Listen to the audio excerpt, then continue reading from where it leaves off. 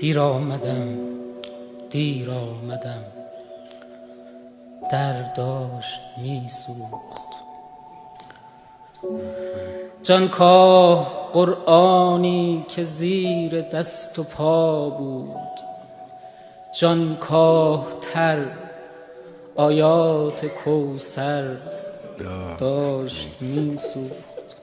شب بود بعد از شام، برگشتم به خانه، دیدم که بعد از قرنها در داشت می سوخت. ما عشق را پشت در این خانه دیدیم، ما عشق را پشت در این خانه دیدیم.